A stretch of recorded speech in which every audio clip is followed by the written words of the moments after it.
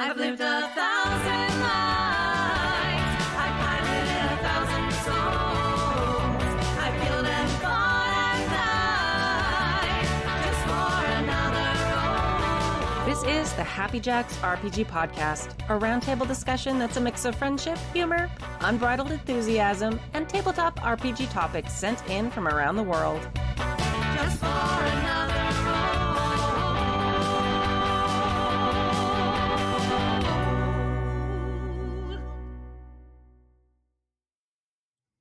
Hello, and welcome to the Happy Jacks RPG podcast, season 36, episode 17.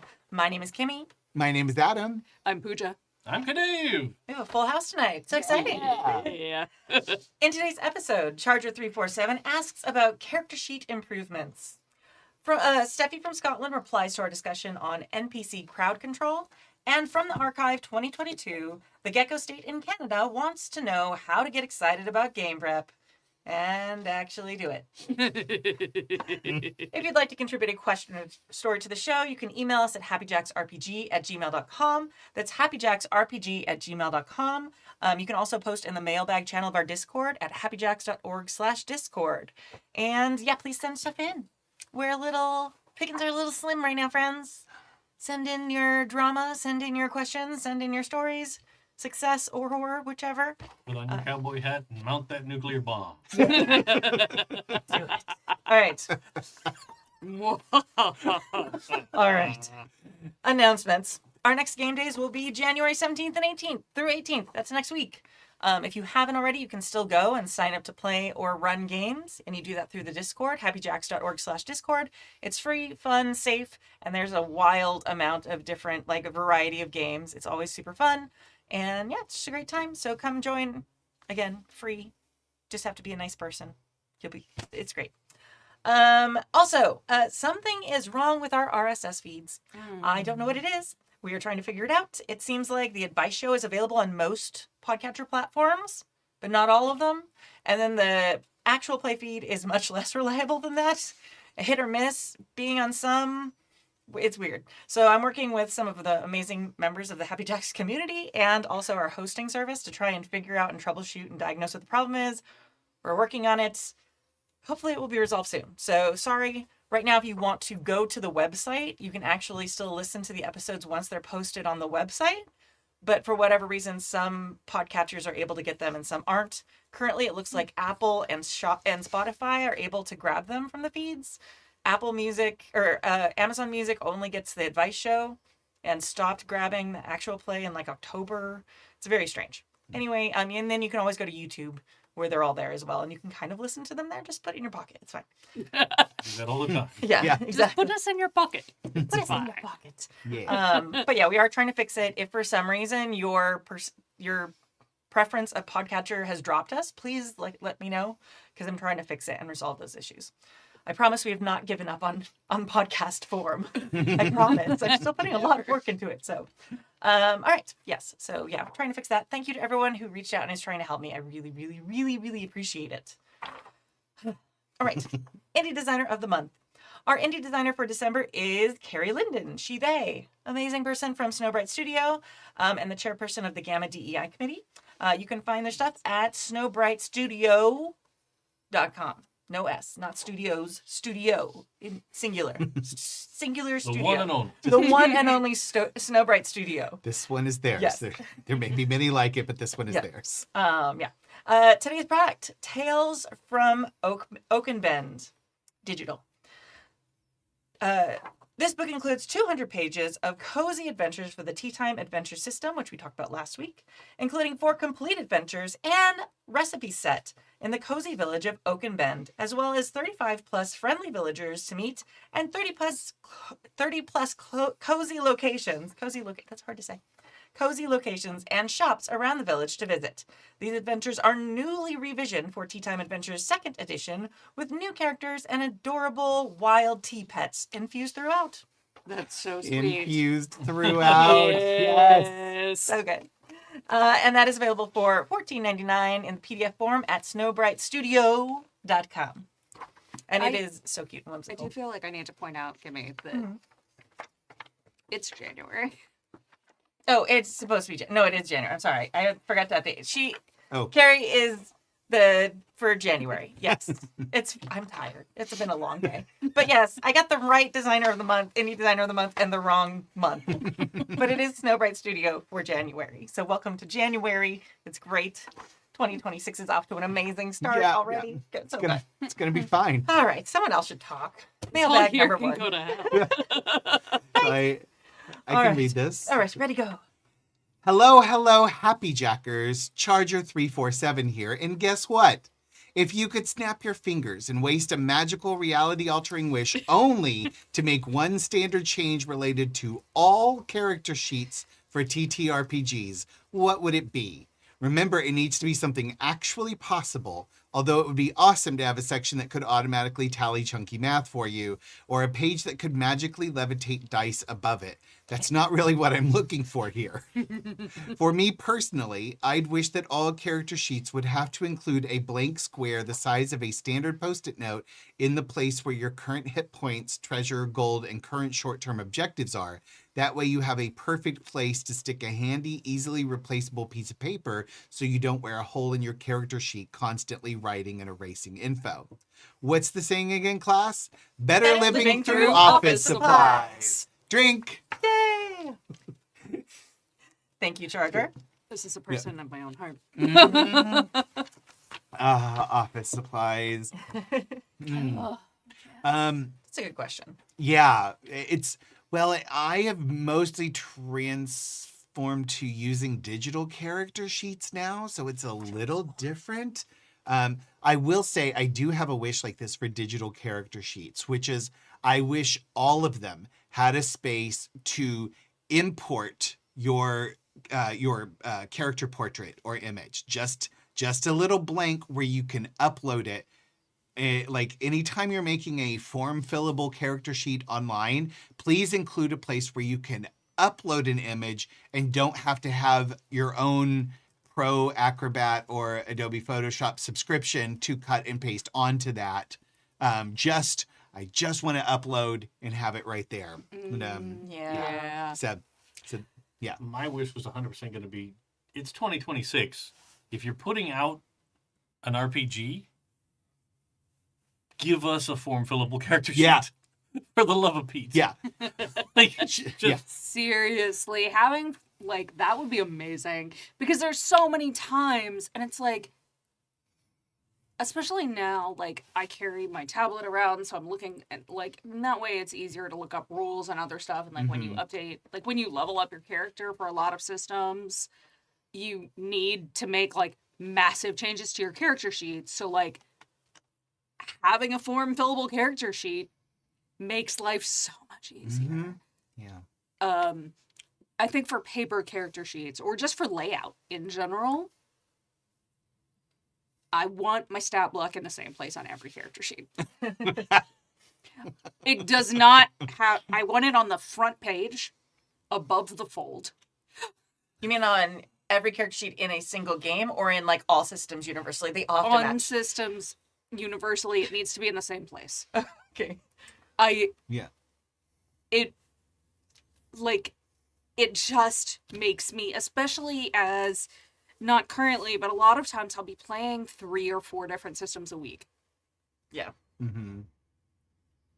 It's hard. That's just 1,000 yards Yeah. stare right there. I was doing Yeah. a lot to myself for a really long time, but like, and having to like constantly flip back and forth and try to find stuff, and it's like, oh, it's on the, not on this one. It's over here on this one. It's over here on this one. It's 3 pages back on this one. I want it front page above the fold. Yeah. Yeah, I'm old enough to remember newspapers when they got printed. Yep. Nice. You know, one of my wishes for paper sheets would be if you have to write in specialties on a skill or a stat, make the blank wide enough that I can write a specialty in there. It's a huge pet peeve of mine. Yeah. It's like, you need to write an entire line. Yeah. I've given you 1 inch. Right. Yeah. No, give me enough space. I mean, I Yeah. feel personally attacked by this conversation. Because I, was like, oh, I'm working on Starscape's Yeah, character sheets this week. I'll use this email this week. And now I'm like, I know. I know. Because there is so much stuff to fit. Yeah. Yeah. And it's like, but And this is the yeah, magic wand thing. I understand Right, yeah. why people do it, and I understand why it doesn't work. for sure. Yeah. But yeah, for sure, this is the magic wand thing. Mhm. For me, it would be visual cues of different things. Like I find myself in even when I'm playing with like character keepers and digital versions of stuff, having like a picture of a little flexing arm next to strength Oh. and stuff like that is so helpful for my brain. Yeah. And that's I mean, it's almost unheard of for character keepers, which I use a lot of online. Yeah. And there a lot of online creators make them for a lot of different systems. Like there's a lot of like dyslexic friendly versions of like D&D character sheets, which I really actually prefer to the actual character sheets because it's just so much easier to look down and be like, oh, that's the strength thing. Because obviously I don't even know what month it is. So, and that's on the notes I wrote down. So I struggle with that. Like having those little like, hey, look at me. This is what you're looking for. Like X Yeah. marks the spot like on the character sheet makes things so Yeah. much easier. Yeah. And I think, like, even outside of accessibility for people who have problems reading, I think we really underplay how much faster it is to find things via, like, image association Mm-hmm. than it is to have to, like, skim, read things. Oh yeah. Yeah. A D&D character sheet with the shield icon for writing your armor class in is like, it's such a game changer for me. If that is not there, it takes me forever to find and check my armor class. If that's there, instantly, right there, I know exactly where to look. So, yeah. I think, one of the things about this question is that it really points out, like, there's a lot of design that should go into character sheet building. And I don't know that every game throughout history has done that. They definitely haven't. But, and I think some do it better than others. But yeah, I think we often don't. I think a lot of times, traditionally, RPGs have thought way more about how to play the game than they have about, like, here's the materials and what we need the materials to do properly. And how it looks. Yeah. Like a lot of character sheets are beautiful. Yeah. But that beauty doesn't Non-functional. yeah. Right. Yeah. Or at least the aesthetics of it don't lend itself. Like Yeah. like the aesthetics of a character sheet should also help you. Not even just like with images, but like the thicker boxes around each different section. Oh, So I know, hey, yeah. this is the stat block section. This is my something else section. This is my Yeah. notes Yeah. section. So that the eye really quickly delineates between where, like, okay, these are the 4 parts of this page. Okay, I just need this one. Uh-huh. And like, you can do that in a way that matches the aesthetic of your game, but still really helps draw the eye and separate different things so the brain can, figure it out more Yeah. quickly.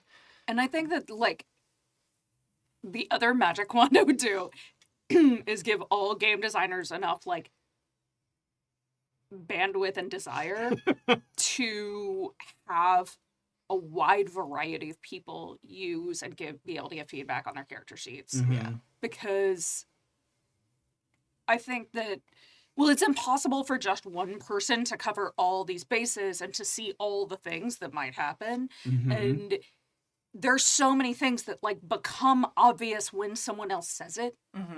But if it's just you and, like, the same people who've been looking at it for the last 150 hours of work, y'all are all going to have the same spots that you gloss over and over and over Yeah, again, yeah. because that's just how that works, like, Yeah. when you stare at something for a really long time. Yeah. So, like, yeah, resources, bandwidth, like the bandwidth and the desire to have that so that it works for the most people possible. Yeah. Things won't necessarily work for everybody, but, like, to get those large categories that you might miss just because the people in your immediate working circle Yeah. might all have the same blind spot. Yeah. Another thing that I really love having is I don't know, like I was just complaining about space, but I also love having a bank of names of just like random, like people names, but also place names. Because as a GM who loves having like players source stuff, like, hey, what's this town called? Or whatever you do. Or like, oh, you've met this person. They used to be your neighbor. What's their name? And like, I just go blank. Yeah. And if you can have some setting specific things, like if you have a sci-fi game or if you have a fantasy game or whatever, if you can have just like a small list of generic names that when I am not even knowing what month it is, I can pull from that very quickly and not be like, I don't know, and hold everybody up with like the think time. That's amazing. I love that. Yeah. I was going to say, I think a game that did really well with your character sheet is the One Ring. And people might disagree with me, I don't know, but I felt like it's very well laid out. It's very intuitive the way it's laid out. To me, it keeps thematic things together. I felt like it was really good. Again, certain places where it didn't have enough space to write the things that I needed to write, but otherwise, like, I feel like the layout was really solid. I feel that way about a lot of Free League character sheets, partially because their system isn't crazy complex. Yeah. That helps a lot. But the game design thing that always leaps out to me as a person that GMs a lot of games isn't necessarily the character sheet, it's the GM screen. Oh. And the number of games that put out a GM screen that cram completely useless information on it and print it in like size 7 font. Yeah. It's like, no, buddy, no. Yeah. Just give me the important thing. Tell me how to deal with somebody that wants to grab somebody. Tell me how to deal grapple with, like the big quick stuff. Like if there's a big question, the stuff that comes up the most in playtesting, put it on there. Yeah. Because that's also put it on there in a way that you don't have to be like, let me pick up my entire GM screen and hold it this close to my face. Like, flip down that Johnny Depp in Sleepy Hollow set of glasses so you can see what's on there. I'm sorry, I brought my dentist glasses today. Good trunk. With the lights. Yes. Or like in the optometrist, 1 or 2. 1 or 2. They're the same. Stop it. Yeah, especially as your GMing gets older and your GM gets older and older, we need bigger and bigger font on the GM screen. So maybe that screens are just 3 feet tall. You don't use a table anymore. Right? Yeah. Oh, that's what that's our $1 million idea. That is, we need to create basically like GM screen magnifiers that like you can clip them onto the top of a GM screen and they just magnify. And Yes. Like the old original Game Boy clip-on screen. I mean, it's such a because it would have to be lightweight enough to go on the thing, and then it's just like a little like gooseneck, right? And then Right. I think scan and magnify. Yes. Right. I feel like at this point it's just a magnifying glass, you guys. Just hold it up. But one that you don't have to hold. Right. Yeah. It magnifies the whole segment at a time. Okay. I think, Okay. We did it, right? We did it. Okay. Also, on that note, I would recommend that people invest in craft lights. Yes. Purpose. Mm-hmm. Oh, yeah. Oh, man. I don't know who it was. Somebody posted a picture of their character sheet on Blue Sky yesterday from some convention. And they must have had some cool thematic lighting or something, but my old eyes, I'm staring at it in Blue Sky, I tap on the picture and make it bigger. I still can't read it. Yeah. Just the color contrast is so bad in the room. It's some cool lighting. It's all bluish and stuff. And I'm zooming in. I'm I literally cannot read what this says. I would not be able to play a game in this room. Uh-huh. I confess 100%. I was at a restaurant not very long ago that was doing the real moody lighting. Yeah. And I had to be that guy that was I'm turning on my phone flashlight because I can't figure out what the fuck to order. Yep. Just gotta do it. Yeah. Yep. Yeah. Yeah. I mean, it's just a thing. We can have a whole conversation about accessibility at gaming spaces based around absolutely. Yeah. No, really, people, especially in a hobby that requires people to read and write so much. Uh-huh. Yep. Yeah. You need enough light that people can see. Yeah. Like, Yes. like period, end of sentence, whatever. You need enough light that people can make Yeah. those. Like, if they can't see what Yeah. their stats are. Right. Yeah. Yeah. They're Right. not trying to cheat. They just can't see. Right. And if you're playing tin candles, just invest in glow in the dark ink. All right. Or everybody gets their own little actual spotlight. Oh. Oh, Yeah. that's cool. Mm-hmm. I like that. Yeah. One workaround for restaurants that I found, because I still am too embarrassed to turn on the thing, is if you take a picture of it, then you can change the contrast on your phone and zoom in. Oh, fair enough. And it's a Smart. little less like, Yeah. I can't see the menu Yeah. to everyone in the room. I didn't feel that bad because there were people younger than me doing it. Oh, yeah. Oh, It was like dim. Oh, Yeah. Also, if they have like those little tea lights on the table, Oh, yeah. or any kind of light source on the table, Yeah. you can appropriate that Yeah. to Accurate. Yeah. use for your menu.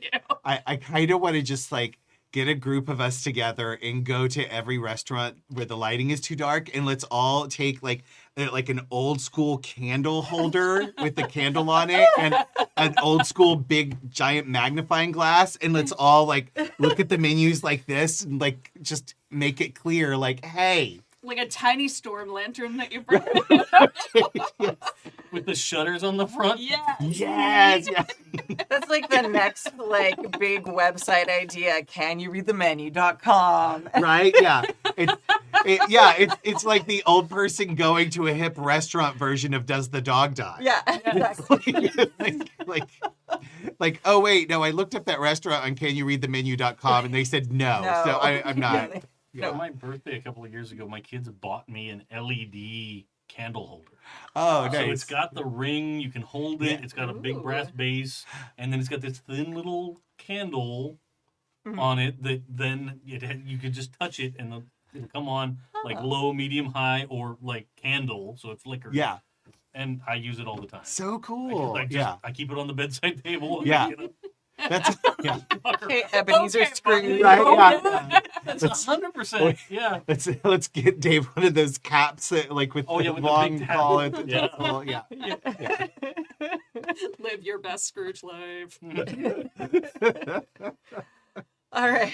Oh, beautiful. Mailbag number 2. I feel like we should split this one up because it is a Steffi email in true It is. form. There's so many pages going on here. It felt like a thick stack before I started browsing through it. I can start. Okay. Greetings, wise keepers of the grand chiefs. It is I, Steffi from Scotland, Bumble on the chat, with a long one. TV. Previously, one of my emails was read on season 36, episode 4, and before that, season 24, episode 7, and I feel a follow-up is due. The email was about how fucking hard I rock my NPCs. Tee. But crowd control became an issue. I was creating a lot of NPCs and putting too much importance on them. Since 2019, I have improved my crowd control skills. I wouldn't say that I'm making a reasonable amount of NPCs. I was, in fact, taking a break from working on building up NPCs for a future campaign when I watched Season 36, Episode 4, and felt caught red-handed when the email was announced. However, I don't think it's affecting my games negatively anymore. Allow me to share with yous what I have learned. Factions need 2 people, the devoted and the critic. Your fantasy game may have the Green Grotto, a faction devoted to protect the natural world against man-made threats. Your devoted is poison. I mean, Princess Ivy. A druidic princess, and your critic is the local noble who wears a mask and dark leathers to defend the wilderness as Foxman. When there is a drought because some townspeople upstream built a dam, both will go out of their way to try to solve the problem. But when Princess Ivy tries to destroy the town and everyone in it, Foxman isn't completely on board and has his ward send a letter to the adventurers, paying them to evacuate the town before the Green Grotto arrive in force. There are, of course, more people in the faction, but these two symbolize the faction for your players. This can be used for all kinds of factions. The Mean Girls in a high school game, the local police force in a murder mystery game, a rival team in your sports game, whatever. All right, do you want to share the next 2 sections? Or 3 sections? 4 sections? 5 sections, right? Steffi. You asked for more email. I did. They just I didn't mean all at once. sent it all together. All right. Just need to hold up the number of pages that this email went on. All right. What a great time to jump in. Settings need 5 people. Sperm. Social, political, economics, religion, and military. These are, again, touchstone figures that tell you how a setting works. For fantasy worlds or even real-life locations, you can design the vibes of a settlement with these characters. Maggie, the random guard, who is only called Maggie, as it's the only name that exists to you when you're asked to name an NPC. A retired hunter who keeps an eye on the small town because it's too small for real law enforcement. Sir Handsome the Brave of the Kingsguard. Chief Wiggum, General Hammond, Commissioner Gordon, Odo, Rachel from Animorphs, and Gretchen from Mean Girls all can fall into the military role. Rachel from Animorphs. Love that call. Yeah. I feel like Animorphs is having a real callback. It is, yeah. In the hit 2000s TV Scrubs had this. Social is Carla the Cool, and empathic nurse who knows all the current events and gossip and is more or less approachable. Politics is Dr. Bob Kelso, who reigns over the hospital staff with little concern for the well-being of individual employees, but focus on the betterment and funding of the hospital as a whole. Economics is the recurring character, Jordan, a stockholder at the hospital and the ex of a PC's mentor. Religion is less cut and dry. You could say it's the nurse Dolores, who is actually religious and comments on what Jesus will think of the player's actions, but I would give it to Dr. Cox. He isn't a practically a religious leader, but he serves the church's role of applying moral pressure to politics and acting as a moral role model to his flock. Military is the nameless janitor who bullies a PC. Although he doesn't have real authority, he fills the role by being tall, intimidating, and attempts to correct the PC's behavior when he doesn't approve of it. Here, the hospital is the setting, and even outside the building, they were with the same community. I wouldn't narrow to a building like this unless your players will be partaken in the community. History and legend need 4 people. Authority, trickster, safe harbor, and protege. Here's a story you may have heard of. It was foretold that a god would be killed and replaced by his child. To prevent this, he made the social faux pas of swallowing his still living children. His wife had enough of this, so the 6th child she hid with her mother. When the child grew up, he killed his father, released the siblings, and ruled over his father's domain. Here, the god is the authority, the wife is the trickster, the grandmother the safe harbor, and the 6th child is the protege.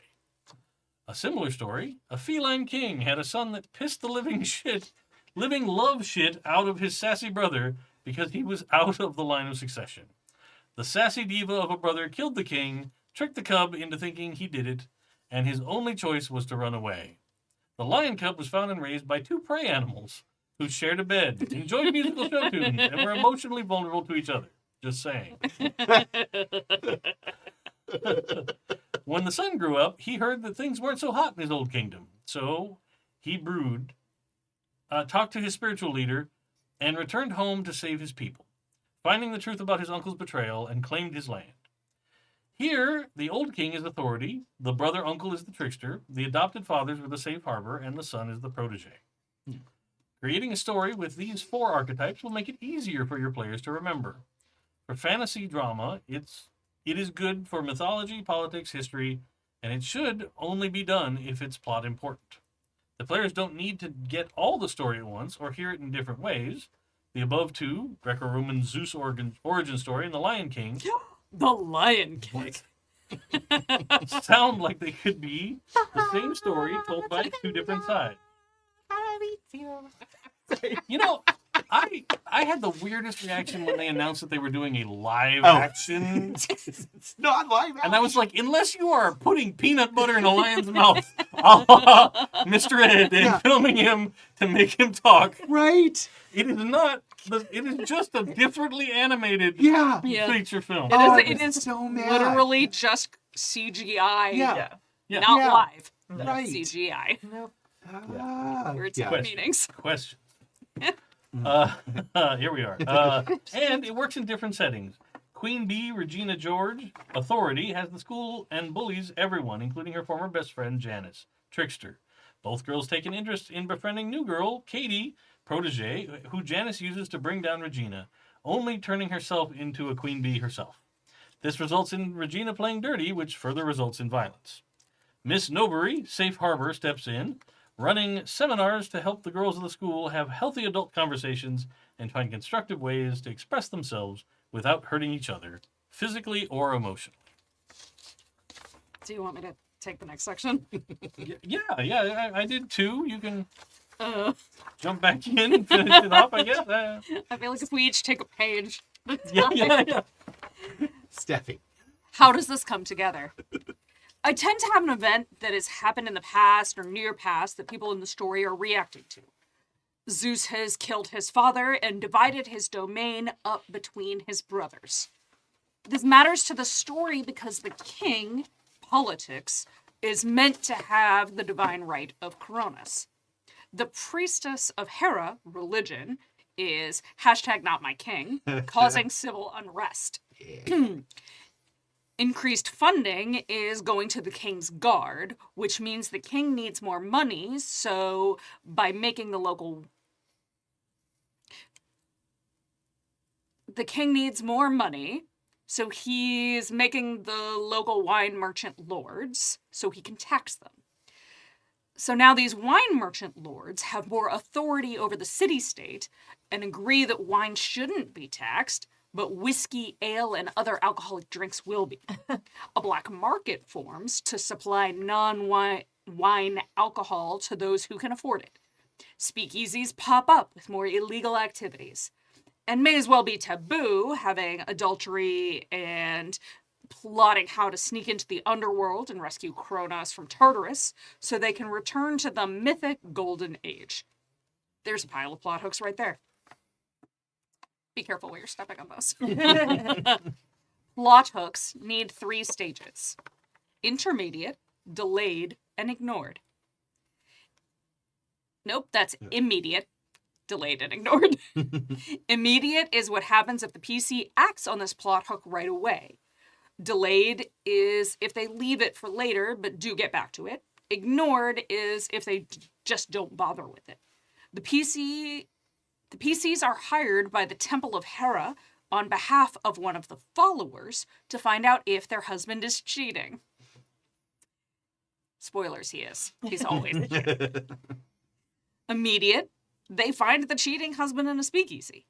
If the PCs put it off and go to it later, it's delayed, and the cheating husband is in a group of cheating husbands. Taking them back to the temple will be an encounter, and if they get away, they will hire bounty hunters they know from the speakeasy to take out the party. If they ignore this plot and the handful of gentle reminders, it's ignored. The well-armed faction of cheating husbands raid the Temple of Hera, robbing everything they can grab. Of course, not all ignored plot hooks need to be picked up on. That's the read the room judgment, or maybe even a check-in.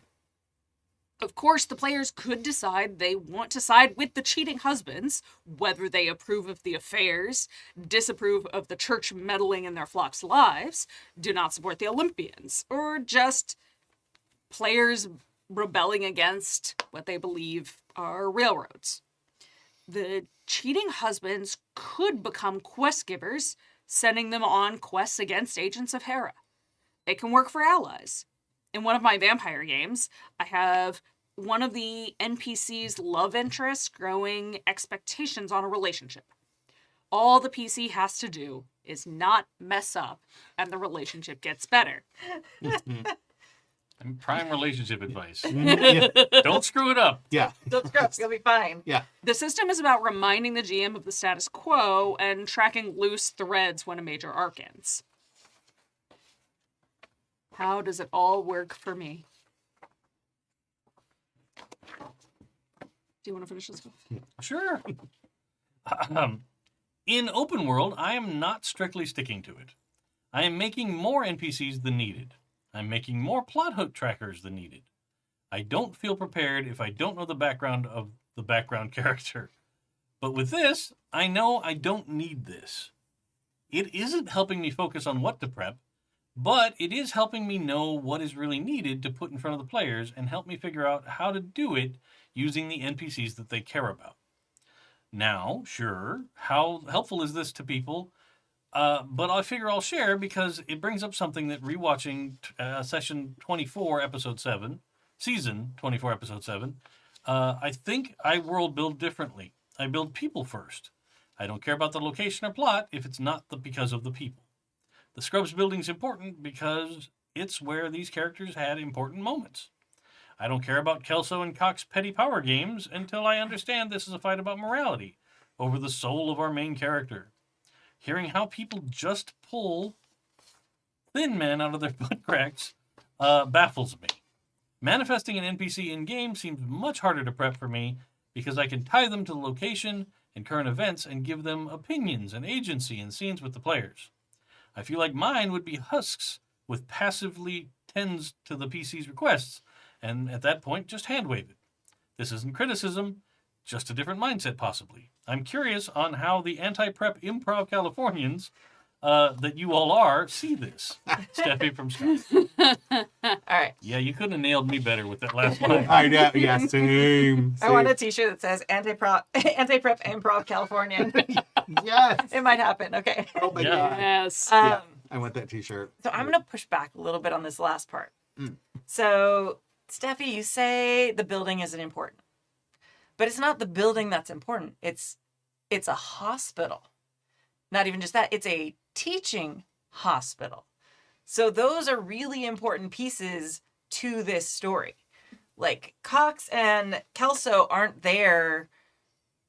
Like they're there because they want. Well, they don't both want, but I forget. I think Cox is the good one, right? Is he or Kelso? It's been too long. Okay, it's been too long. Yeah, I can't remember. Yeah. I think Dr. Cox is the good one. And the one who's mean, but like the mentor figure. Yes. Yeah. So he is there and cares and interacts with these, the stars of the show, because they are new residents at this hospital learning to be, learning to treat people. Like, I think it's the first episode where the main guy's like, oh, I didn't know how much Tylenol to give her. He's like, it's Tylenol. You have her open her mouth and throw as much in as you can, and whatever it is, that's the dose. Like, it's Tylenol. So the moral, fighting for the soul, I love that. But that is only present because of the location. It's not just a building. Like, if it was an office building, that would change the dynamic. And it's just slightly. But I think that's an important piece of, and the reason that I tend to do location world building first, because those are the big differences. Mm-hmm. Training doctors is a really big deal, and it makes it much higher stakes than if you're training an office worker. Dr. Cox is teaching them to save lives. And that makes what he's teaching them much more imperative than if it was in an office and he's like, hey, I'm teaching you how to use the copy machine right now. Okay, I don't really care about the morality of someone using a copy machine. Do you want to Xerox your butt? No problem. Don't care. But Never just do that. The glass is not as strong as you think. Also wipe down the copier. For crying out loud. Be sanitary. I would say that in a way, what you were describing can kind of fall into this first section of factions, or more broadly, organizations. Mm-hmm. Because you have Kelso and Cox being the devoted and the critic of this organization, the teaching hospital. So in that respect, I think it's two different ways to get at the same idea. Yeah. I'll be honest, I understand how this is helpful for you, but it just broke my brain a little. I also don't focus necessarily on like specific locations as much as areas. Like you have, to me, if I'm running like a game in a city, it's about zones. And then there are the natural progression of like what's in those zones and why. But I can't start on the micro level. I have to start on more of a macro level in order to understand like why all of this works together the way it does. And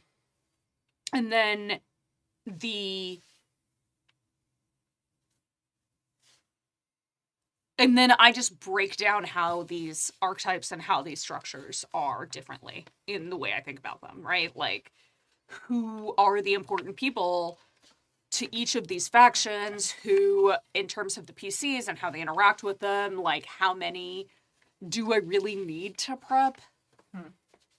Like, I think it's more important to know what role your NPC that you're coming up with is going to fulfill, which is, I understand where this comes from, than to actually prep them ahead of time. I think that's really true. Yeah. Yeah. I think this is I really like this idea. And personally, like, Steffi, this is a great starting thesis for like our role-playing games as literature class. So, like, I mean, it really is. which, yeah. I mean, and this is a kind of thing that I really love thinking about and analyzing from a storytelling perspective, whether it's related to writing or RPGs or whatever. I love thinking about these like sort of holistic theories of like how can you sort of tease out those specific and clear elements. These specific and clear elements that are present in most stories, and I find that a really fascinating topic of discussion. I don't necessarily do this because I also like anti-prep Californian.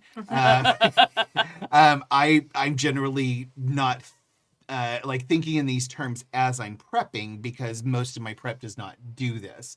So, and we talked about this a couple of weeks ago. I was talking about my specific type of prep where what I need the history.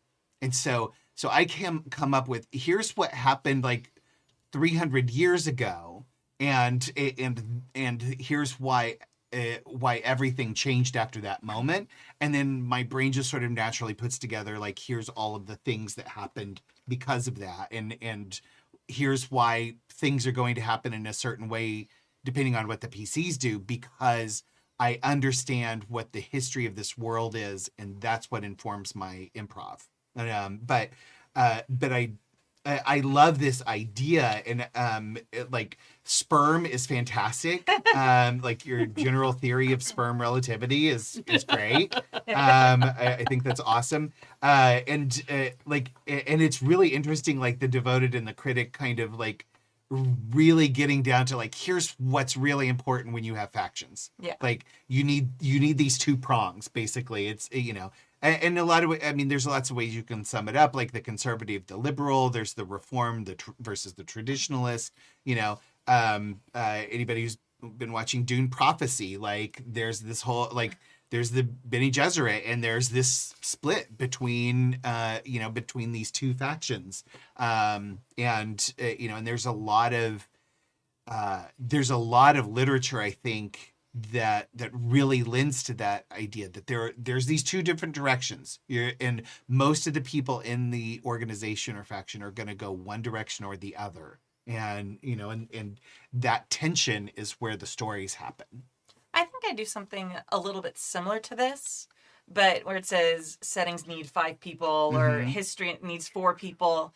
I tend to just go with, I guess, factions that belong to each one of the characters in the game. Mm-hmm. So I tend to create NPCs that relate to the different characters. So if I have a trickster or a thief or whatever, the NPCs I create will be for them. Like the NPCs are tailored to each character and their backstory and their type of character. So if I'm creating a shady, like mafia type, like they're going to be paired or designed in some way to interact well with my thief, or whoever is like maybe like the wheeler and dealer or something like that, if there's someone with a shady past. So I think we do similar things, Steffi, but I think just like I don't have it quite as like prescribed as you do with these things. Although I think a lot of times my prep would slip into these because my player types or my PC types ended up following this. Because I think they do really often, like if you're talking about sperm, because it's fun and I like it, like social, political, economics, religion, military, like that would cover a lot of adventuring parties. Yeah, Yep. absolutely. Yep. Yeah. So when we were reading through that part, that's what I was thinking. I was like, oh yeah, that would be, me having the face character and the fighter and, all these things, the cleric, things like that. So that because basically you're creating playthings for your players to interact with. Like if your NPC is completely out of the realm of like interacting with the PCs, why are they there? Like they are created to be part of the tapestry you're creating for them. So they should have some sort of, and it may not end up interacting with the one you designed them for. That happens a lot, but that still kind of helps you be in the flavor of one of the characters. Yeah.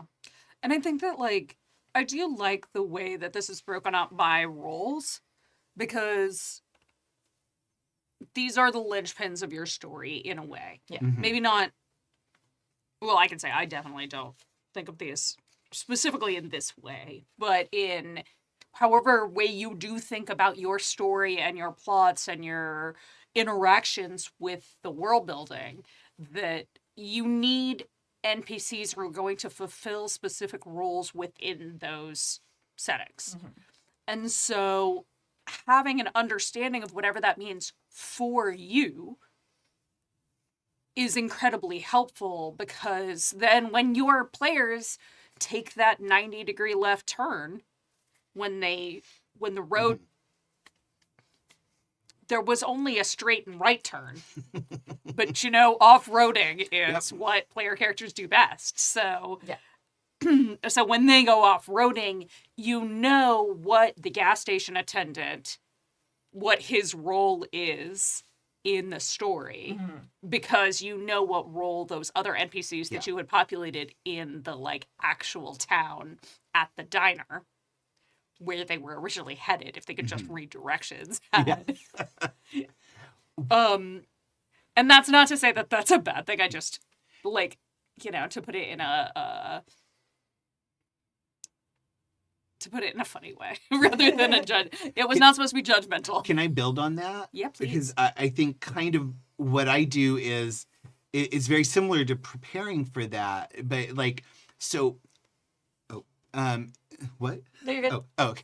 So like, I know who's at the diner and who the party needs to see at the diner and why they need to see them and what information they're going to get. Because I know that, when they veer off and go somewhere else and they end up at some random farmhouse, I know like I can move that information to a different NPC that they are going to encounter. Or I know like, okay, now I need to figure out some reason why the person at the diner is also going to the farmhouse right now, or, or find some other way for them to meet them so that the party still gets to move forward and gets the information they needed. Maybe it's just in a different way than they go to the diner where I planned it. And like, what archetypes are those diner patrons fulfilling? Yeah. In a way that like, you can say like, okay, you have, and just to try to put it into the sperm thing, you can say Right like, in there. Get that sperm right in there. Yes, go ahead. I'm just gonna inject it right in. So you have your group of NPCs, and you know which part of that archetype they fulfill, and therefore, when they go to the farmhouse, you know which spokes of the wheel and where that information is going to come from, and kind of like a baseline of what that information and like motivation would be. Because I think that that's one of the biggest things that this letter, I think, like across all of these different categories, is motivation. Yeah. Yeah. I appreciate this as an academic exercise. I don't do any of that shit. Yeah, I don't. My prep for every game I run is, what's the antagonist to the party? What are they doing? Mm. And then in my head, I know some games use the clock mechanic, Mm-hmm. right? In my head, there's always that. Yeah. It's the players can go do whatever they want to do. I'm going to lay out things in front of them that lead them in a certain direction. Maybe they'll misinterpret them and go wild, or maybe they'll just choose to decide that they want to have a game about raising ducks instead. And that's okay, but that bad guy is out there doing whatever, and that clock is ticking along, and then suddenly something's going to happen. Yeah. The duck blight comes, right? Like, whatever is going to happen. Not the avian flu. Right? Like, it's going to keep getting worse until somebody deals with it. Mm-hmm. So I always start at the highest level of that, and then on a session-by-session basis, when I know where they were, what had happened, then I figure out where they could possibly be headed, and I prep some ideas loosely, and then all the actual NPCs that pop up are just people. Mm-hmm. And almost every NPC I've ever portrayed on stream is someone I've known in my life. Yep. Whether it's the person that I ran into in the random guy in the bathroom of a Texas barbecue place that decided to give a whole talk to me while I'm doing my business. Right? But that guy cemented in my brain, and I can just pull him out and just be weird. Yeah. Right? Yeah. Or, you know, the ground crew guy at JFK Airport in New York that was screaming at me because the airline dumped me off on the middle of the tarmac and left. Oh. And I'm just standing out there with my laptop bag in the snow. Because I bought a ticket to go back to college, and there was no direct flight into D.C. at the time. So I flew to JFK, and then I was supposed to get on a little commuter plane down to D.C. Uh-huh. Easy. I get there. They don't pull up to a gate with the airplane. And they announce that they're just going to start refueling from the refueling truck, and then we'll be on our way to Tel Aviv. Oh. And I went, I didn't sign up to go I to didn't Tel bring my Aviv. passport. I'm going to get to Israel, and it's going to be a real bad time to be just in the airport. I'm going to end up like, it was before the movie came out, but the terminal. Right? Like, I'm going to be Tom Hanks wandering around going, I don't know. But, so I talked to the flight attendant, and then they talked to the pilot, and they brought out the stair car, Uh-huh. right? Yeah. And they got me off this 747. I hustled down the stairs. Stair car leaves. They close up the airplane. Oh. I'm out there doing nothing. I'm like, well, I see buildings over there, and I probably shouldn't. Like, luckily, this all happened before 9/11, or I'd be on some kind of Oh, federal. yeah. Yeah. Prison. You'd be, yeah. So then off Well, you would have gotten a nice, comfortable ride in the back of a cop car Right. to the terminal.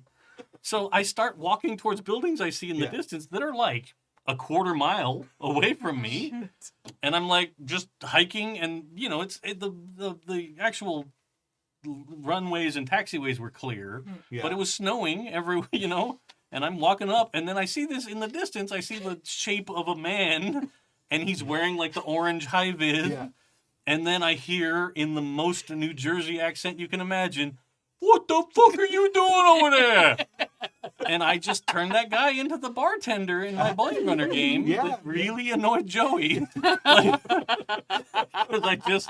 That guy is the thing. And then that guy turned out to be incredibly helpful and nice, but he was just like, "Who are you? Yeah. What are you doing over here?" I'm like, "They got me off that airplane and they drove away."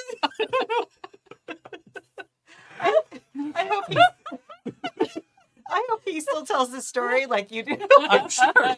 He's like this dumb kid from California. There's a guy He from seemed very, California. yeah, he seemed very no prep improv. Right? Yeah. I did. Oh. I didn't have my winter coat. It was in the luggage. Oh my god. Now I really just wish I wish that was actually Eric from New Jersey, one of our listeners. And he's like now hearing this and going, that's why they seem so familiar. Oh my god, it's that fucking guy. I saved his life. He would have died out there in the cold in a members only jacket. Oh my god. I've Oh heard my many of your stories, but I've never heard that one. And it's delightful. That's amazing. Thank you. Oh, it's so Oh. good. Yeah. Well, we can't all have the best No. life experience. Right, yeah. But I just Yeah. those are all the NPCs. Yeah. And I just roll them out as needed. They're all that and- one guy. Yeah. I just imagine that guy. Okay, Yeah. now if that guy was a little old lady at church, what would she be like? The princess is like, I'm so glad you're here today. Can't do it. I can't do it in Princess Elizabeth, but yeah. What are you supposed to rescue me? Like, oh, you're gonna kill this dragon? What the fuck you doing here? Are you stupid?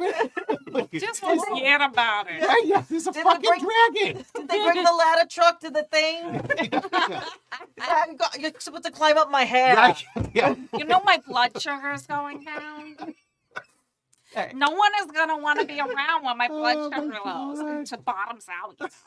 We apologize to everyone from New Jersey. We love you. No, we don't, No. New Jersey. You know what you did. Everybody in New Jersey knows who they are, and they're awesome. Yeah. Yeah, that's true. Amazing. And I can't buy Taylor ham out here, so Aw. sucks. Yeah. All right. Thank you, Steffi from Scotland. And yeah, maybe you should write a book. But Yeah. don't stop writing into the show. Do Yeah, both. yeah. Do both. No, it's Multitask. Yeah. 100%. I may not understand how you look at this game system, but I appreciate the Yeah. depth at which you've thought about it. Yeah. Yeah. It's It is very cool. really cool. Like I love because I feel like in Happy Jacks, although we have a lot of different ways that we go about things, it's kind of like there's a median Right. that we are all like some level of divergence from. Yeah. Yeah. And this is so far outside of that. Yeah. And I love it. It is the same thing of like game designers, please go out and find people who think completely differently than you. Yeah. Yeah. This is what I'm talking about. Yeah. And that happens in every community once Right. people have played with each other for long enough, because Mhm. we're on decades now, friends. Yeah. Like yeah. decades. So like you start stealing habits from each other or borrowing, and it sort of becomes like a culture. We have a Yeah. Happy Jacks play culture and kind of GM culture, which I love and we all love, but it also means that sometimes we need to shake things up and get new Yeah. things. And that's one Yeah. of the great things about getting people to send in emails. Yeah. Well, and like this may not be necessarily as useful to us anti-prep improv Californians, but there might be a lot of people listening who are like, holy shit, I never thought of it that way. That makes it so much clearer for Yeah. me. Yeah. So like I would highly recommend somebody, like if you're having trouble figuring out, like trying to understand the scope of what you need to prep for NPCs, Mhm. like this would be a great thing to like ask Steffi for her article, because it might be very useful. I Yeah. can see like if I did more of this type of prep, I would really appreciate having a guide like this to help focus things. Yeah, So, and to because I think like I do, like I was saying, I do things that are sometimes similar to this, but Mhm. having it laid out as like a how-to is Yeah. so helpful. Absolutely, yeah. And that's the other thing too, is like as the one baby GM in this at this table today, like guides like this are so very rare. Yeah. that there's a lot of like nebulous vibes based GMing advice out there. Yes. That like having something like this, even if it doesn't work for me personally, is like I love things that I can like lay down. You've done such a specific, like well thought out, like deep dive into this that I can look at this and say, oh, I understand now why some of this doesn't work for me and why some of it does in a way that I didn't before I read it. Mm-hmm. So thank you, Steffi. Yeah. All right, mailbag number 3. Do we go back around? Is it my turn again? Yeah. Okay. Mailbag number 3 from the archive 2022. Hello, Kimmy and the podcast crew. This is my second time writing in, and I'm still going through the backlog, but I've almost caught up. I started with season 1 a few years ago. I may have missed a season or 2 in there when with them being taken off Apple. Totally understandable. I'm on season 26 at the time of writing this. This is 2022, so we'll see where you are now. And you're pretty much the only RPG podcast that I listen to regularly. So Aw. drink. Also sweet. Now, for why I'm writing in. I offered to run a game for a group of friends and family. Last year, I ran a short D&D 5e game for some of them. It went fairly well. Now, we're wanting to start something again. Probably D&D 5e again, as I've opened up my big mouth again to say that I'll run that. But I'm having a hard time wanting to prepare it. I offered to run the first adventure from the Tales of the Yawning Portal collection book. I'm not sure if it's because it's a pre-written dungeon crawl adventure or because it's D&D and it is not something I would want to run right now. So I'm not sure if I should hold myself to running the Promise game or find something I would enjoy running more. Part of the problem is that my group is very agreeable and patient. Gosh, what a problem. Yeah. That's awful. Look, some of us need pressure. I feel attacked. Okay, yes. As I've had this problem before, and it was just part of the long break. And part of the long break was me not being able to decide on what to run. Also, they're all new to RPG players, so I don't want to screw this up. Any advice is welcome. I trust you all. Drink. Thank you from the west coast of Canada, the Gecko State. P.S. Thank you for all your years of service, Stu. Thank you. You're like an RPG uncle to me. And thank you for starting the podcast and bringing these fabulous people together. You've all changed my life. And not only by the podcast, but the fan base too. So genuinely and humbly, great thank you to Happy Jacks. Aw. I do miss getting to do Advice Show with Stu. I wish he'd come and join us sometimes because Yeah. he's just fucking delightful. He And- really yeah. is. Yeah. And totally fine. Yes, yeah. I mean, he really is. But literally, he's like, yeah, I have to drive. It's like Yeah. 15 minutes to get to your house. Yeah. That's just that's a long drive. And it used to be a 15-second walk from his back door to his Yeah, garage. I get So, it. yeah, totally. I'm not sure if I could give it up now. Yeah, right? Yeah, exactly. Yeah. It does make a big difference. Like Yeah. the difference in driving here versus to Stu's place Yeah. for me. And I'm like, oh, would I want to do that again Oh. Yeah. every week? Every Yeah. week? Yeah. It turned out it was about the same for me, honestly. So, Yeah. yeah, so it doesn't. They're both pretty convenient for me, but Poor Dave. yeah, yeah, And It, poor it did get rougher for me, I admit. yeah, But then I got an electric car in my family, so I There don't we yeah. care. that makes a huge difference. So I'll start on this. First, I would say I have actually run the Tales from the Yawning Portal first campaign. This was the Sunrise Citadel or something like that. It's a good campaign. It's really just it's a dungeon crawl for the most part, and it's pretty simple and straightforward. So it's a good one to run if you're gonna run a prepackaged adventure. So because I basically did the same thing, and I'd kind of declared I am not running D&D again, and then several years ago, after basically I had my nephew living with me, and then I had several of my neighbors in our apartment complex, and they were all like, we know you play D&D and other role-playing games. We want to learn how to play D&D. And I'm like, okay, fine. I will run some D&D for you. And what I discovered was that the nice thing about running D&D for new people is it doesn't matter if so. Wait, I'm sorry, I lost the end of that sentence. Sorry. So you say also they're all new RPG players, so I don't want to screw this up. You can't screw it up unless you make it not fun. Like if you're an asshole to them, or like you make everything horrible and become an adversarial GM, yes, you can screw it up. But like as far as like knowing the rules and whether or not it's supposed to work this way or what the story's supposed to be, they don't know. It's great. It's so freeing.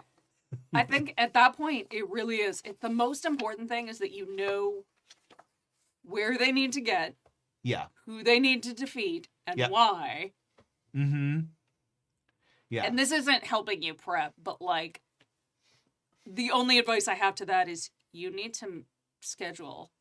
You need to schedule it. Yeah.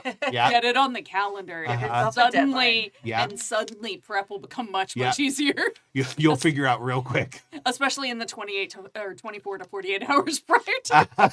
Yeah. Yep. Yep. But beyond that, like my first thing I was thinking like maybe you want to run something else, but it does feel like this is like the choice paralysis where there's so many options, and like no, you're not enamored with D&D, but also just get it on the books. I hope Yeah. you got it on the books, and then you could see the difference that a deadline makes to Yeah. everyone's motivation Yeah. of a certain Nero Spice Mix flavor. Yeah. Yeah. And 100%, like many other important and fun activities, enthusiasm and participation. Yeah. Uh-huh. Just, Yeah. it doesn't take a lot more than that. Yeah. Yeah. Just be excited for them, be excited with them, and the story will flow, Yeah.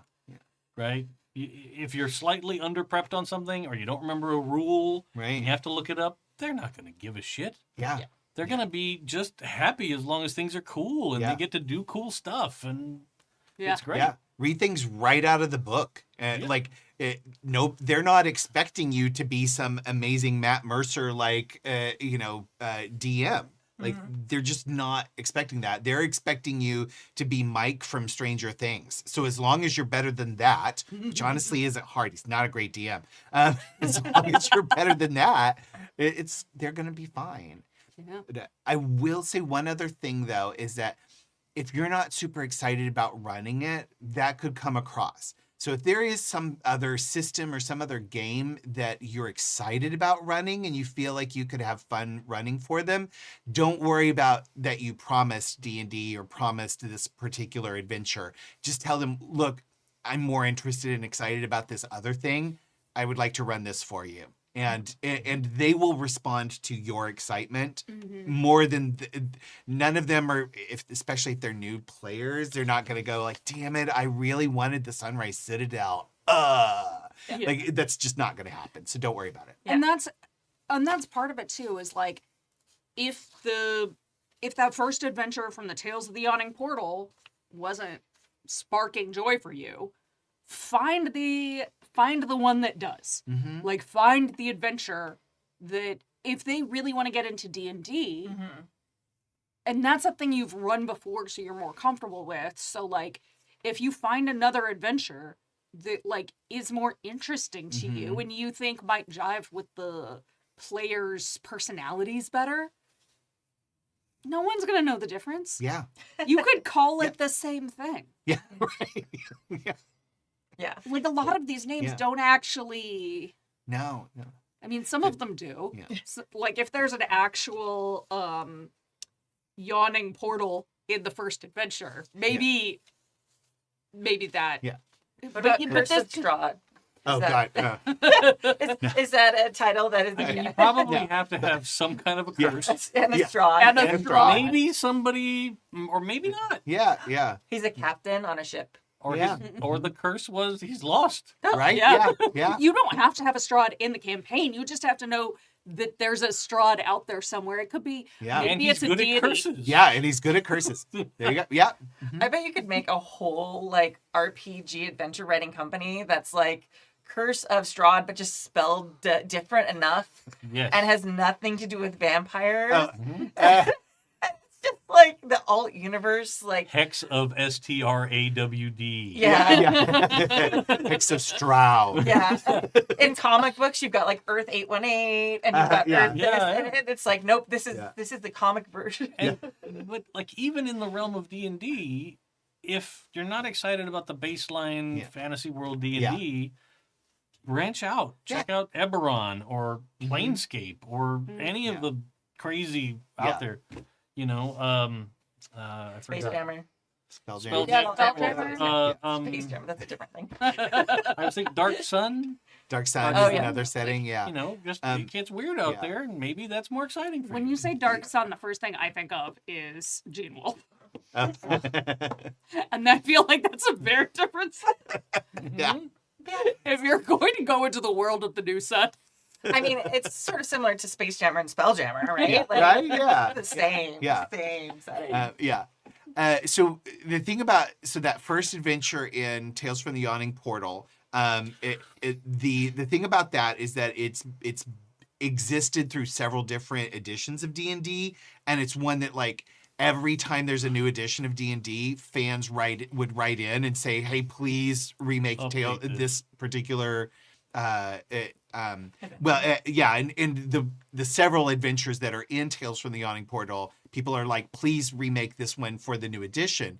And so what they did when they came out with 5e was they did this book of Tales from the Yawning Portal, and basically it's a portal in a tavern, and you can go down into it, and it takes you into a new place. Oh. And yeah, so basically it's a very generic kind of like, here's where you can go to any of these different settings, right? And then and then they structured it so that the order of them is adventures all the way from level 1 to 20. So the first one is a level 1 to 3 adventure, and you can use the Yawning Portal to kind of get there from anywhere you want your characters to start. So the reason I'm saying all that is, the reason that's good is because it's kind of a time-honored, like people have kind of recognized, like this is a good, simple story, great place to start, very good intro adventure. But there are other level 1 to 3 adventures out there. And so you might find another one that's level 1 to 3, and it's going to do the same thing. And if you're more excited about running it, then they'll feel more excited. And you don't have to put the Yawning Portal in there at all. But if you do, you can have them go into the Yawning Portal, and then they show up in this different adventure instead of the Sunlight. I mean, Citadel if the Tales from the Yawning Portal is literally just go through the Yawning Portal to get the tail. Yeah, it is. Then it doesn't actually matter what the first adventure is in it, as long as it is level appropriate. Right, yeah. And so, yeah, find what you like. Yeah. Find what makes you happy, and then you can transfer that happiness to your players. And it's going to be, unless one of your group is really, really into that specific adventure, which it does not sound like that's the case here. Yeah. Like, but just Yeah. the more excited you are to get people into the hobby, the more excited you are to like introduce them to the game that they are about to play, the better time they're going to have. Yeah. Yeah. And I think D&D is a great place for people to start because they have so many resources outside of just the GM too. Like if they don't know how something works, there's a place on the internet that will explain it. There's 500 places on the internet that will explain it, or show them in a video, or show them as a podcast, or graphically design it, or type it out Steffi style. Like they have all the ways to access the information that they need. So that's a great place to start, just because there's so many things they can find out on their own and learn. And D&D Beyond is so helpful now because it really just does all the really hard and heavy lifting for you. So if they want to do that, and I think one of the things you're saying, like part of the problem is my group is very agreeable and patient. Part of that is they are also uninformed. Yeah. And it's really easy to be like, oh, you pick if you don't feel like you know anything about. If you go to a new restaurant that has an all new type of food with a friend who knows a lot about it, like you're usually like, hey, you pick, you order. Like the first time I had Thai food, that was literally what I did. Like ages past, because we live in LA and there's a lot of great Thai food. But like so many years ago, like 20 plus years ago, I was like, my friend's like, oh, let's go to Thai food place. I was like, okay, great. I get there, I'm like, I don't know what any of this is. You order for us. And it's like, it wasn't that I had no opinions. I had no information to have an opinion. Yeah. So if someone was like, oh, what do you like? I don't know. Food. Food. Yeah. Something I like food. food. I like things to taste good. Yeah, Yes. right. So that's probably what your players are like, oh, we're good with whatever you want, because they don't know. Like they know D&D. That's it. So if They know D&D is a thing. Yes. Yeah. And they've played one game with you before. Yeah. Yeah. So I think that's probably partially what you're running into. So if I were you, I would run D&D for them. Yeah. Even if it was a little hard to like get the thing up. But I would set a certain number of sessions. I would say, hey, I'm going to run 5 sessions or 2 sessions or 10 sessions, whatever you want. And then say, and then after that, if you still want to play a role-playing game, I want to switch to something else. So that way they get their feet wet, they get back in the vibe of playing an RPG with something that they are familiar with. You get your schedule set, because that's the hardest part. Yep. And you get into the routine of showing up-ish every week-ish or every other week or whenever your schedule is. And then you can, once they feel a little bit like they can take the training wheels off a little bit, then you can try a different system. One of the things Stu did early in our very first game that we played, our first 4E Eldemy game, Stu got sick of running D&D. But we were like a year deep into this game. This is long. I think we'd started doing the podcast by this point, but we weren't doing APs for many, many years to come. And he got so tired of running D&D, and specifically D&D 4E combats with Stork there. Oh. Because Stork would inevitably make the worst tactical decision and turn what should have been like an hour-long combat into we sat there for 8 hours. We had I think it was 6 to 8 hours one time. It was literally all night, because Stork was really in character, and I'm not going to like knock someone for role-playing, but Stork, the caster, who had a rapier, like fencing sword, because also, I don't know, because it's a character, goes charging down this hallway by himself. The original essay has been found. Leaving the tanks, leaving all the fighty characters all behind him as the squishiest with a fencing sword. It was a really long, hard combat. It was really hard. We're chasing him because it's like suddenly, it was a long combat. But it was very good, and it has lived on in infamy. And like, here I am, 15 years later, still recounting the tale of the fencing sorcerer who was brave enough to run down the hallway. But also, Stu was like, I'm fucking done with 4E combat. It takes too long if everything's not set up just right for the combat. So he decided to move us all into champions, I believe. So he had us remake I thought he went to GURPS. Oh, yeah, you're Did you right. go to GURPS? GURPS. We did GURPS. We did champions later, maybe? GURPS. I don't know. We did GURPS. Thank you. So we remade the same characters as close as we could in GURPS and just continued the story in a different system, which sort of worked. Kind of worked. It was a little bit hard for my my Raven Queen. But We did the same thing. Well, like the same outcome, for different reasons. There was like a short run when we were all virtual. Don't ask me for names, it's fine. But Jason was running what started out as a D&D game, and then we shifted to was it Traveler? Dungeon World. Oh yeah. No, not the drop. Switched to, yeah. No, this was like something had happened with D&D, and we all felt really uncomfortable continuing to play a D&D game Oh, right. for company reasons. Yes. Yeah. So we remade all of our characters in the Dungeon World system. Yeah. And it mostly worked. Yeah. But also it's like, just let go of like the ability side of it and just focus on the character side of it, and it was fine. Yeah. And I think that could be something you do too.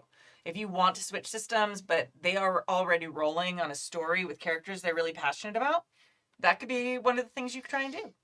And there's just a lot of things where once you get them rolling, get them rolling like 3 more times right now.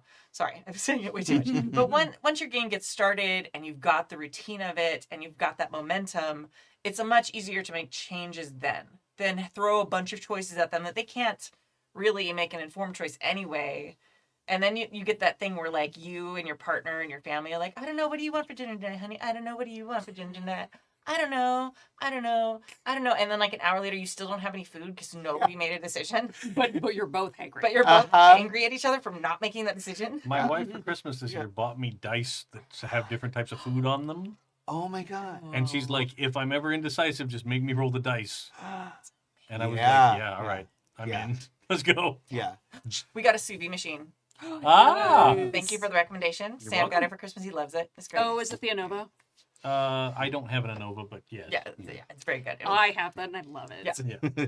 I clearly haven't had dinner. Sorry. Yeah.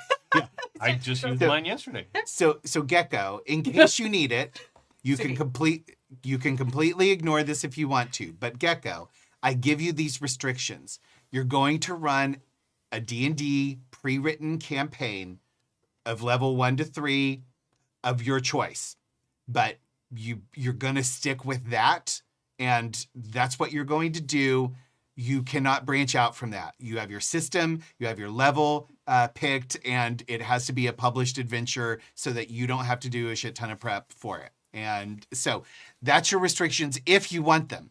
But In case you're still contemplating this 3 years later, oh, that's right. This is if you still haven't made a this decision. is an archive one. Okay, Hey, so listen. so Gecko, write and tell us what you did. Also, if you needed Adam's restrictions, no, it wouldn't be the worst thing. Like, it wouldn't be the first time. It wouldn't be the longest time it's taken No. a campaign to get off the Yeah. ground. No. I will say, for anyone out there who is kind of in this situation where they want to run a game for their friends are interested, but they're like in this like paralysis of being the responsible one. Mm-hmm. Mm-hmm. Pick up whatever pre-written campaign sets your little heart singing that you're like, oh my god, I can't wait to see somebody's reaction, like X's reaction to Y, and then like find that enthusiasm within yourself Mm-hmm. and let the rest go. Yeah.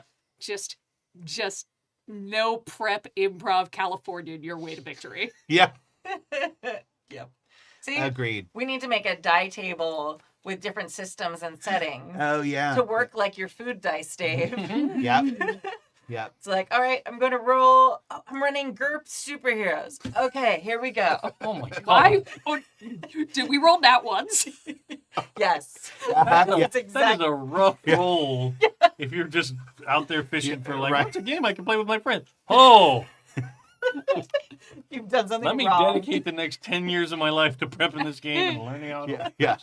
Yeah. Um, And then these people will never ask me to play Like- RPG with them again. I mean, maybe that's the goal.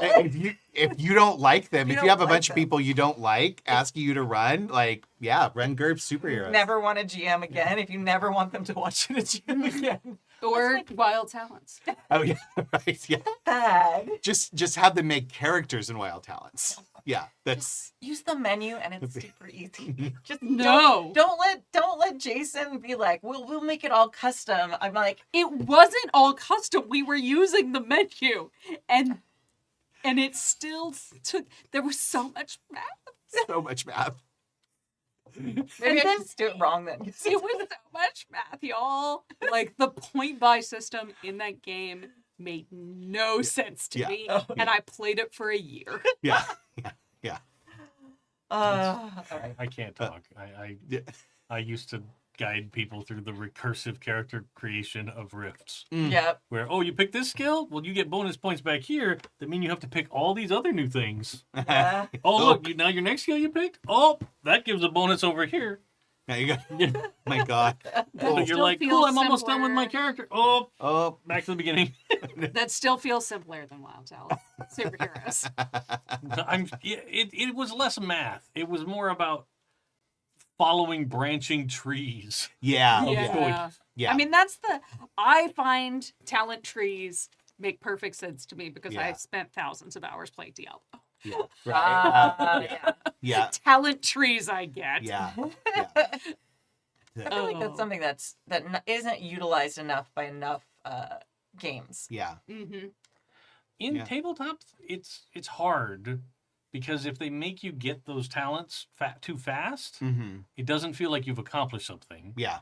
And if it takes a long time, then they've laid out this cool, and everybody looks at, okay, what are the end talents? Yeah. Super fancy. I want to get that. I mean, that's the And you're- 3.5 feet system. Yeah. Like, D&D's Yeah. feats used to be, like, you were plotting Oh my out God. starting at level 1, which you were getting at level 16. Yeah. Yeah. Because if you didn't take the right set of feats, Uh-huh. Yeah. suddenly you were useless and you couldn't get anything at Yeah. level 16. And it's like, the problem with doing talent trees in TTRPGs is Yeah. time. Yeah. It Mhm. takes so much longer to get there. Yeah. That, like, God, 3.5 trying to plan for a prestige class. If you didn't make the right choices from level 1, you just can't meet it. Yeah. You're just never going to make it. So, Yeah. yeah. And I say to me the Star Wars Fantasy Flight system, like that's kind of the problem there. Like, the trees are kind of cool, but it takes so long to get through them. Yeah. And the steps are very minor. Yeah. And you have to take a lot of them. Like, okay, this is my third time taking Speaks binary, so that I can finally program an astromech. Yeah. You know, and it's just like, yeah. Feed trees can be really finicky. Yeah. Or you end up a system like Traveler where you're like, I'm going to build 3 weeks of downtime into here so that I can level up a single skill. Right. Yeah. All right. I think we're set. Yeah.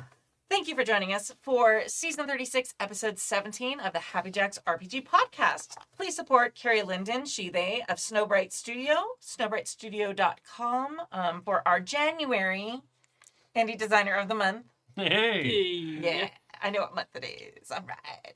Carrie's fantastic. Just seriously, one of the best people. Thank you to our chat mod, James V, and to our amazing Patreons who keep us ad-free and independent. You can join their amazing ranks at happyjacks.org/Patreon. My name's Kimmy, and you can find my games that I make at goldenlassogames.com. I am still working on Starscape. If you're a backer, I've been keeping you up to date on the Kickstarter page a lot, so you know what's up. And yeah, it's very, very exciting. We're in the last days. We're like very close to layout. The character sheets are currently being laid out because that's like the first thing, because you need that graphic element to add into the book and all the things. And I'm excited to get that done, get that out the door. And I think that's all my stuff right now. Yeah. Okay, go. Hi, everybody. I've been Adam. And yeah, you can find me on socials at Hoobuk, HOOBUK. Please check out my art store, which is redbubble.com/people/Hoobuk, where you can buy my art and have it put on cool stuff. And then I get money, which is really nice. And you can find me here on Sunday evenings currently playing in the Astral Circus. And then we have session 1 of Apostates of Dune, our Dune Adventures in the Imperium actual play. Session 1 starting this coming Monday, which is January 12th. At 7 p.m. Pacific. So please come join us for that. In addition to Kadave, I have Joey, Kai, and Michelle joining us. And it's going to be really fucking cool. So, yeah. Such a good team. Yeah. Such a good campaign. Yeah. I love, like, I don't know what month it is, but I know exactly what day your game starts. Right. It's the 12th. Yeah. That's the important part. Yeah. December 12th. Yes. The 12th of some month. Oh, crap. Oh, no. Yeah. Hi, I'm Pooja. I don't use pronouns. You can find me on the internet as Forgotten Saves. I say internet. I'm on Blue Sky and I'm on Discord. Like, I may be on other socials, but no, I'm not. And if you want to hear me play TTRPGs, you can find me every Sunday playing in the Astral Circus with Adam. And we are nearing the end of that campaign. And it's so good and also so sad. But you can also find me on the Happy Jacks back catalog. I've done a lot of shows here over the many, many years. Many years. And yeah, go out there, find somebody, do something nice for them. We live in the worst timeline right now, but you have power to change things in your community. Yep. Also, if you need help, ask for it. Ask your community. It goes both ways. Yeah. Like so many people at Happy Jacks. And I'm Kadave. I'm super stoked to be here on Monday to start that game. Yeah. I have created a just terrible person. That every time I sit down and I start thinking about the character, I think up something else. That's like, oh, how would they deal with? Oh, that's icky. Oh, I like that. Let's put that in the toolbox for later. So I'm super jazzed for that game and to see where we're gonna end up, because it's a wild time out there in the Dune universe. yeah. And who knows? Maybe we're gonna start wandering space, assassinating weird mutant people Yeah, that can teleport. Yeah. I don't we who might. knows?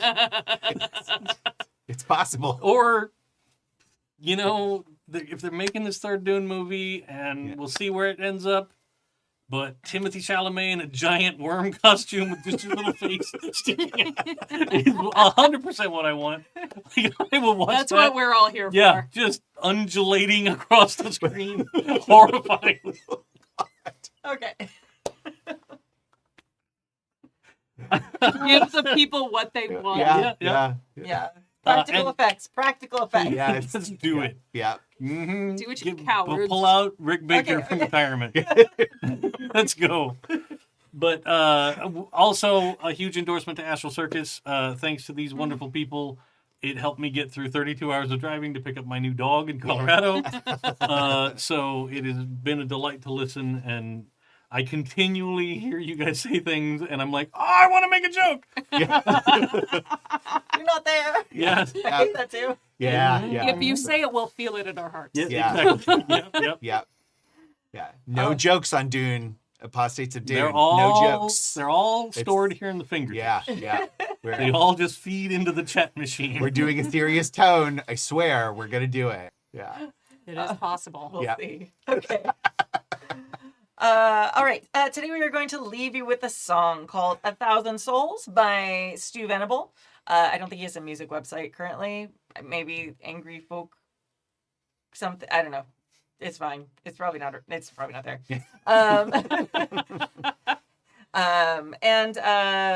Yeah, this is his we called it 1,000 Lives when the Mary Sues covered it. But Stu actually wrote this song, and you probably will recognize it as the full version of our intro song for the podcast that we play every week. Yeah. We use a little snippet of the Mary Sue's version that me and my friends recorded. And yeah, this is the original. So enjoy, and we will see you next week. Bye.